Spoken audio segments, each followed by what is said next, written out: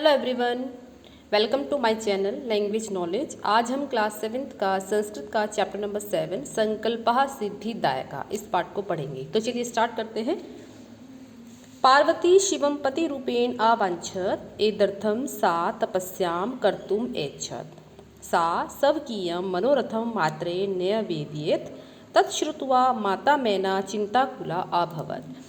इस पाठ में पार्वती जो है वो शिवजी को पति के रूप में प्राप्त करने के लिए तपस्या करती है। उसी के ऊपर ये चैप्टर है जो बनाया गया है। तो सबसे पहली वाली लाइन का मतलब है कि पार्वती ने शिव को पति के रूप में चाहा, इसके लिए उसने तपस्या करने की इच्छा प्रकट की। उसने अपनी इच्छा अपनी माता को बताई। यह सुनकर माता मैना चिंता से व्याकुल हो गई। मैना, अब उसकी जो माता है वो बोलती है कि वत्से मनीषितः देवतः ग्रहे एव सन्ति। जिसकी माता है बोलती बेटी मनीषितः देवतः यानी कि जो तुम्हारे मन में जिसकी तुम तपस्या करना चाहती हो, ग्रहे एव सन्ति वो घर में ही है। तपः कठिनम भवति, तपस्या जो है वो कठिन होती है। तव शरीरम सुकोमलम वर्तते, और तुम्हारा जो शरीर है वो कोमल है। ग्रहे एव वस, इसलिए घर में ही रहो। अत्रैव तवाभिलाषा सफला भविष्यति, यही तुम्हारी अभिलाषा जो है, जो इच्छा है वो सफल होगी। अब जो पार्वती की जो माता मैना है वो अपनी बेटी को समझाती है कि तुम्हारा जो शरीर है वो अभी कोमल है, तपस्या करने के लिए वो लायक नहीं है। तो जो तुम्हारे मन में जिस देवता की तुम तपस्या करना चाहती हो वो घर में ही रहकर तुम कर सकती हो, और तुम्हारी इच्छा जो है वो जरूर सफल होगी।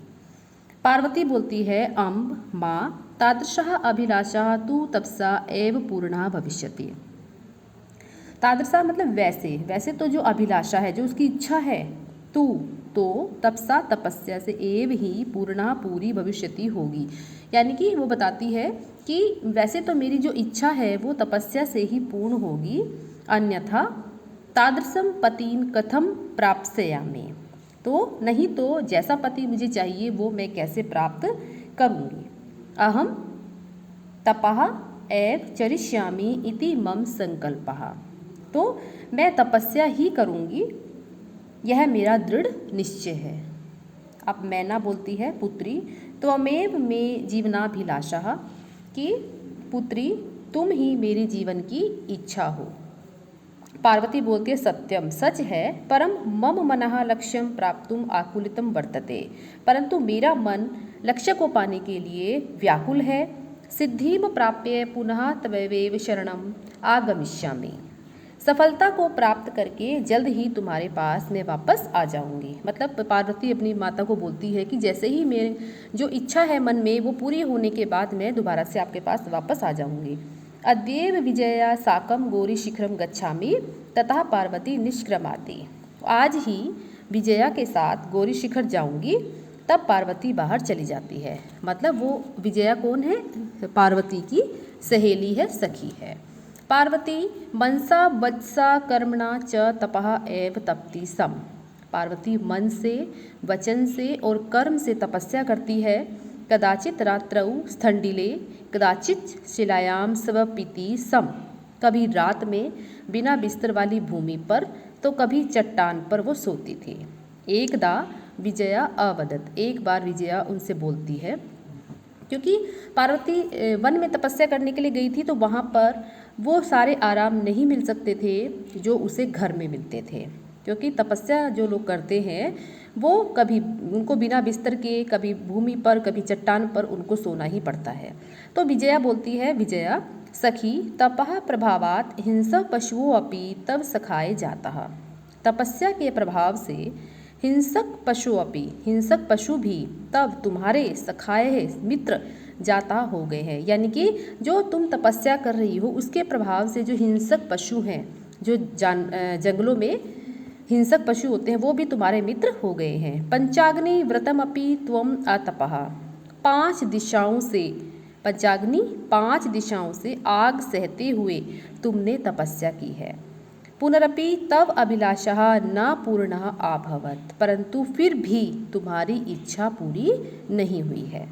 पार्वती क्या जवाब देती है? आई विजय, अरि विजय विजया किम न जानासि, क्या तुम नहीं जानती? मनस्वी कदापि धैर्यम न परित्यजति, जो पक्के मन वाले होते हैं, जिनका मन दृढ़ निश्चय होता है, जिनके मन में, वो कभी भी धीरज को नहीं त्यागते। अपि च मनोरथानाम अगति ही नास्ति, और मन की इच्छाएं भी जो होती हैं वो कभी भी नहीं रुकती हैं, वो बढ़ती ही चली जाती हैं। विजया क्या जवाब देती है? त्वम वेदम अधितवती, तुम वेदों को पढ़ चुकी हो। यज्ञम संपादितवती, यज्ञ कर चुकी हो। तपः कारणात् जगति तव प्रसिद्धि, तप के कारण तुम्हारा संसार में यश है। अपर्णा इति नामना अपि त्वम प्रथिता, अपर्णा यानी कि पत्ते तक ना खाने वाली, इसका अर्थ होता है जो पत्ते तक भी नहीं खाती, इस नाम से भी तुम्हारी प्रसिद्धि हो गई है। पुनरपि तपसः फलम नैव दृश्यते, फिर भी तुम्हारी तपस्या का जो फल है वो दिखाई नहीं दे रहा है। पार्वती बोलती है आई आतुर हृदय, पार्वती इसको जवाब देती है अरे व्याकुल हृदय वाली, कथम त्वम चिंतिता, तुम किस लिए चिंतित हो। नेपथ्ये आई भो, तो इतने में कोई व्यक्ति वहाँ आता है और बोलता है अरे रे अहम आश्रम बटुः, मैं आश्रम का ब्रह्मचारी हूँ। जलम वांछामि, जल चाहता हूँ, पानी पीने की इच्छा है। स संभ्रमम, हड़बड़ाहट के साथ विजय पश्य को अपि वटुः आगतो अस्ति, देखो कोई ब्रह्मचारी आया है। विजया झटिति आगच्छत, विजया जो है वो जल्दी से जाती है। सहसेव वटुक रूपधारी शिवः तत्र प्रवासित, अचानक ही ब्रह्मचारी के रूप में शिव जी वहाँ प्रवेश करते हैं। विजया वटो स्वागतम ते उपवसितु भवान, इयं मे सखी पार्वती शिवम प्राप्तुम अत्र तपः करोति। अब विजया जो है वो ब्रह्मचारी से बातें करती है। ब्रह्मचारी बोलते स्वागतम ते, आपका स्वागत है। उपविशतु भवान, आप बैठिए। इयं मे सखी पार्वती, यह मेरी सखी पार्वती है। शिवम प्राप्तुम अत्र तपः करोति, और शिव को प्राप्त करने के लिए यहाँ तप कर रही है।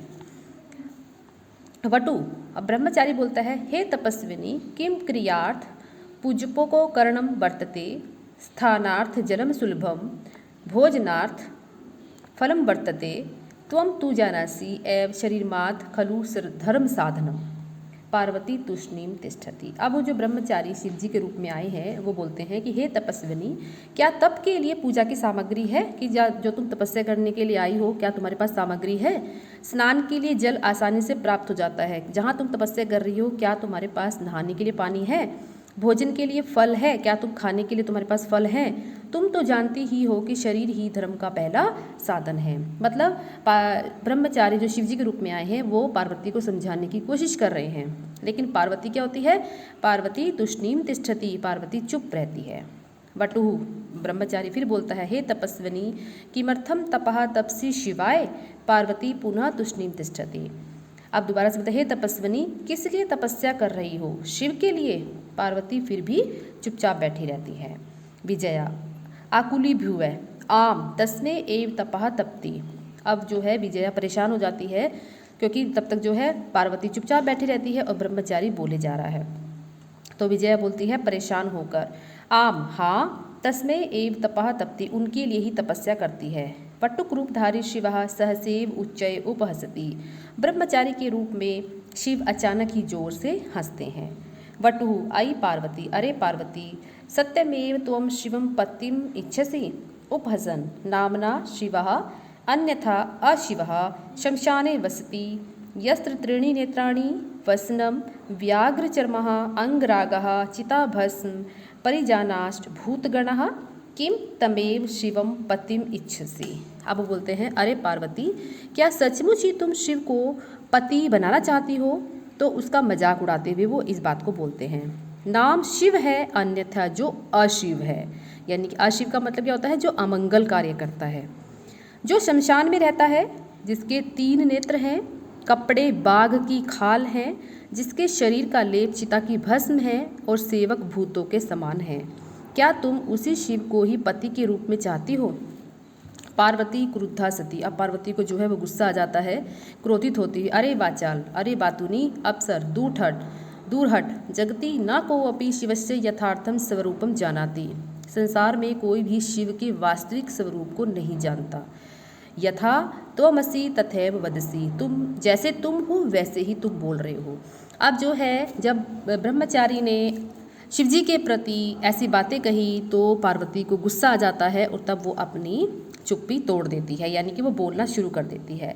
विजया प्रति, विजया की ओर, सखी चल, सखी चलो, यह निंदाम करोति सह तू पाप भाग भवति एव, यह शृणोति सो अपि पाप भाग भवति, जो निंदा करता है वह तो पापी होगा ही, जो सुनता है वह भी पापी ही होता है। पार्वती द्रुतगत्या निष्क्रमाति तदैव पृष्ठतः वटुः रूपं परित्यज्य शिवः तस्याः हस्तं गृहाति, पार्वती लज्जया कंपते। अब पार्वती से जल्दी से जाने को तैयार हो जाती है और तभी पीछे से ब्रह्मचारी का रूप त्याग कर शिव जी उसका हाथ पकड़ते हैं। पार्वती जो है लज्जा से कांपती है। शिवः, शिव जी, पार्वती प्रीतो अस्मि तव संकल्पेन, तुम्हारे संकल्प से मैं बहुत खुश हूँ। अद्य प्रभृति अहम तव तपोभिः कृतो दासो अस्मि, आज से मैं तुम्हारे तपस्या से खरीदा हुआ दास हूँ। विन तानना पार्वती विहस्ती, और नीचे की ओर मुँह करते हुए पार्वती हंसती है। इस पाठ में यही बताया गया है कि अगर हम कोई भी काम दृढ़ निश्चय से कर लें, किसी भी काम को करने के लिए दृढ़ निश्चय कर लें तो वो अवश्य ही पूरा होता है। जैसे पार्वती ने शिव जी को पति के रूप में पाने के लिए दृढ़ संकल्प किया है और अंत में उनको पाया भी है।